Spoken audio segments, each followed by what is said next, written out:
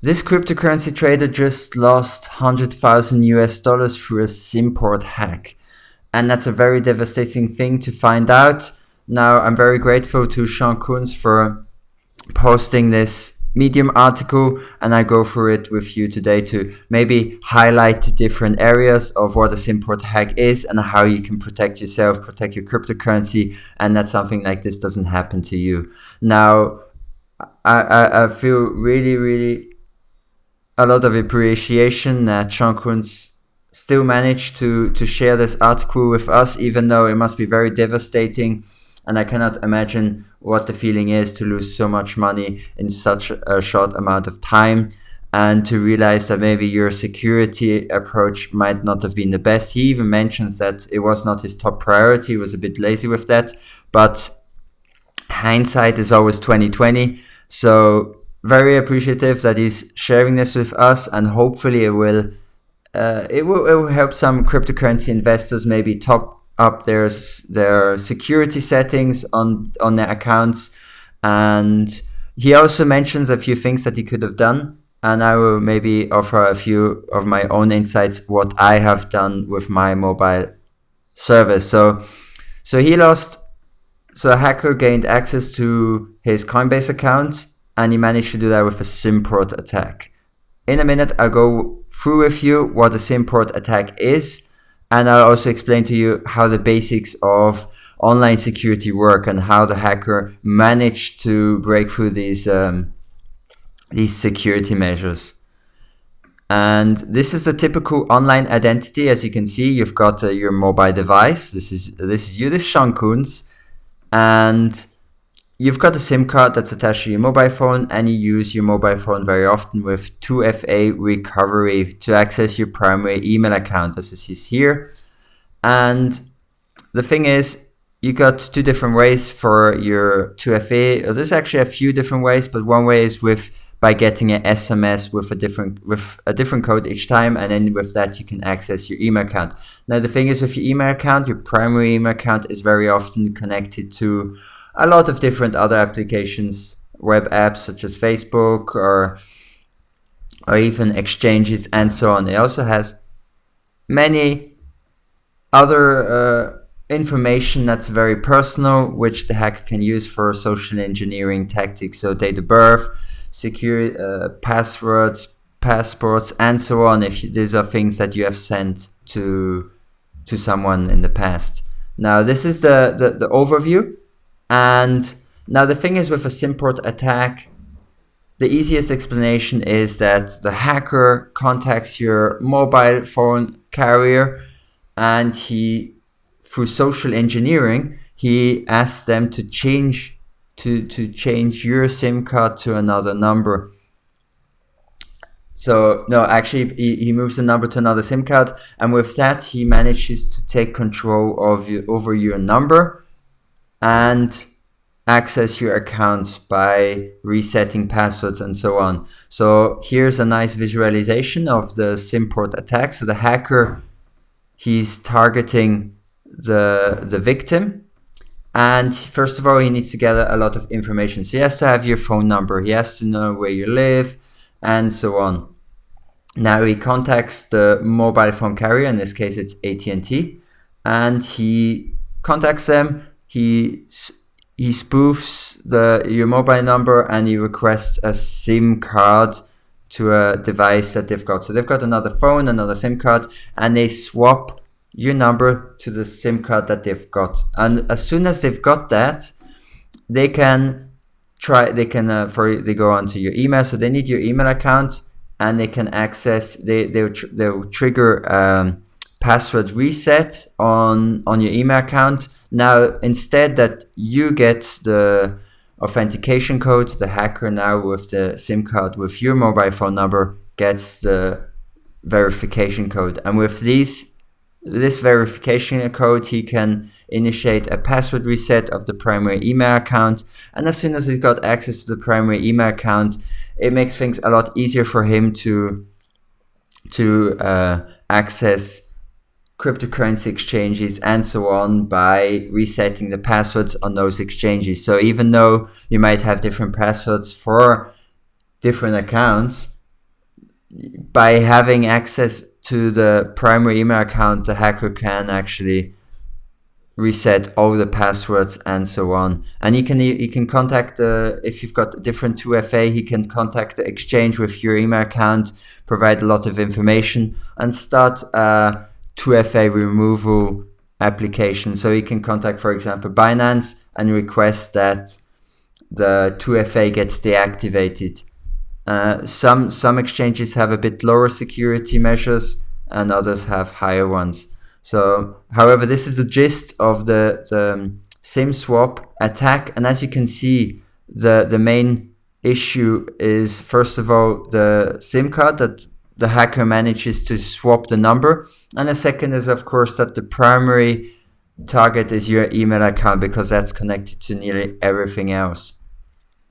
So once the attacker controls your primary email account, they begin to move laterally across any online service that you have.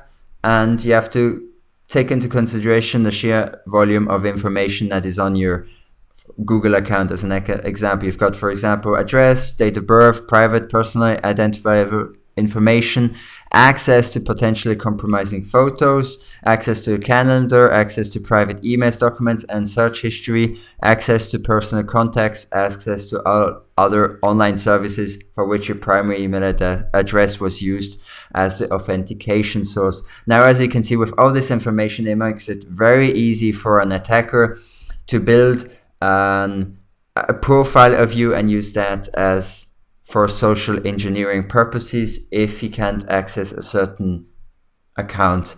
Now, Sean Coons also posted a timeline of the events and has also a very nice infographic, and he also posted some descriptions on how he reacted to the different instances, and he even mentions it himself that unfortunately as soon as some events were triggered, he didn't react fast enough. He decided maybe that it was a technical issue or something, and he didn't think that it was an attack that was actually happening. So it's in retrospect, he had very good learning experience. Unfortunately, it was a very expensive one. Now, the event timeline, the attacker, he gains access to the mobile phone number of Sean Coons, and the thing is, as soon as the phone number switches to the other mobile phone, then Sean Coons doesn't have any reception, cellular reception on his mobile phone. However, he attributes that to some lack of signal or bad service and so on. So his warning alarms don't go off, and it continues. The attacker manages to access his 2FA and Google account to reset the passwords and so on. And then there's quite a bit of time that goes by, and Sean Coons then goes and gets his mobile phone number back because he doesn't have any phone service. And the thing is, quite a lot of time has passed between that, and he still doesn't realize it. When he manages to get his mobile phone number back to his SIM card and he has phone service again, he realizes that he has to change his password. Now, this is something that should have triggered bells, but of course you never really think that something like this is happening to you.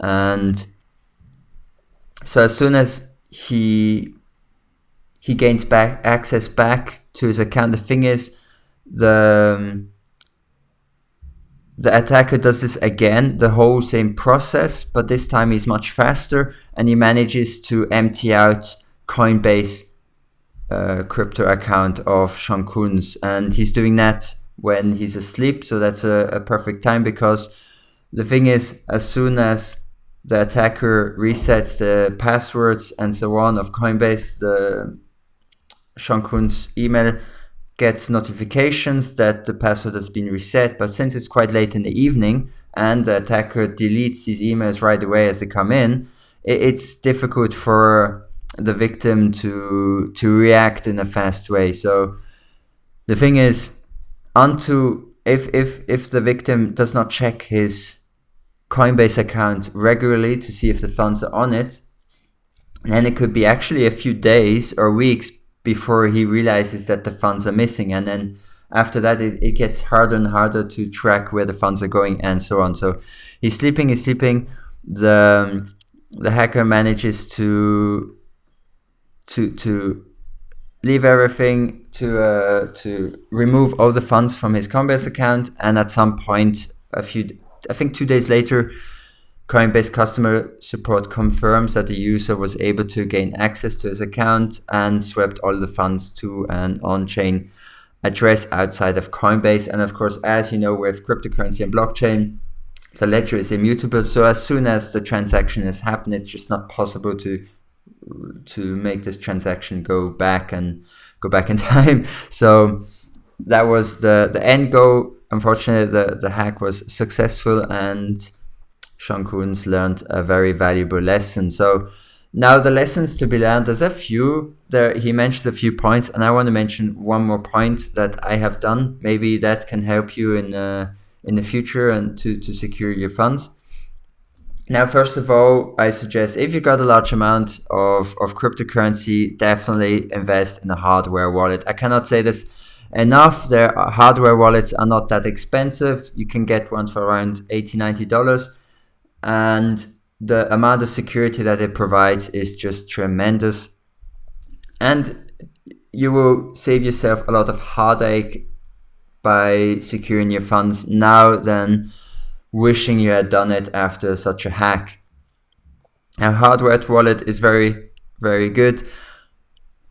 SMS-based 2FA is not the best approach. Use something like Google Authenticator and Office, since it's much harder and more likely impossible for an outside attacker to gain access to your Google Authenticator. Now, of course, what you could try is you could still do the swim swap attack, but you would have to go through another way and maybe just directly gain access to your Google account.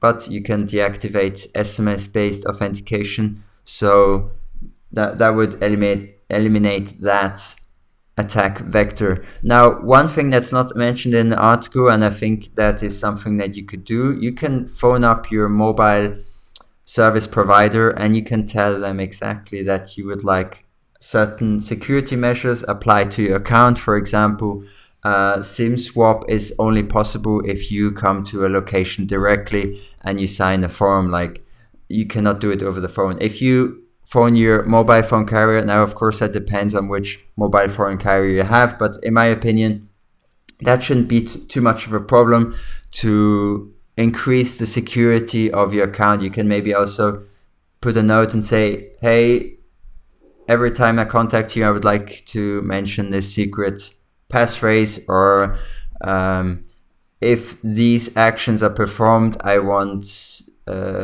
if it's this action, for example, SIM swap, then I want to come on location, sign something before that happens. And hopefully these measures that you request will help mitigate any social engineering attacks that happen on a mobile phone carrier service. Another thing is to reduce your mobile online footprint. Like, don't post your addresses with your personal information showing, hey, I bought 10 BTC and so on, and people might be able to deduct where you live, what your email address is, what your blog is, and so on, and realize that this person has so and so much funds in crypto. So make sure you keep your addresses private. Don't share with everyone how much cryptocurrency you have, how much you bought, and so on, because people can deduct easily your online identity by small snippets of information that you post everywhere. Also, Google Voice 2FA, in some cases, an online service will not support hardware-based 2FA. They rely on weaker SMS-based 2FA. In these cases, you might be better off creating a Google Voice phone number which cannot be SIM ported, and that's very interesting. I didn't think of this one. Second, you can also create a secondary email address, and this one is only for your exchanges and is not directly linked to your primary email account. Now, also an offline password manager. Use a password manager for your passwords. Even better, use an offline password manager like key pass, and so on. Now, this is hopefully a bit of a help to improve your online security and to raise awareness that it's not something to joke about. You might think of all attack vectors and so on. However, it's very difficult to block off all attack vectors. So a few of the most important aspects to take from this video is hardware wallet. Maybe contact your phone service provider and tighten up the security there. Maybe make a secondary email address, and don't keep so many cryptocurrency coins on one exchange. Put them on different addresses. Maybe even buy a second cryptocurrency hardware wallet for your crypto. So hopefully you found this interesting, and we'll think about how you will implement these security measures. And that's it for today. Thank you, Sean Kunz, for this really great article and for sharing it with us. I hope everything gets resolved soon. So thanks for it and have a great day. See you later. Bye bye.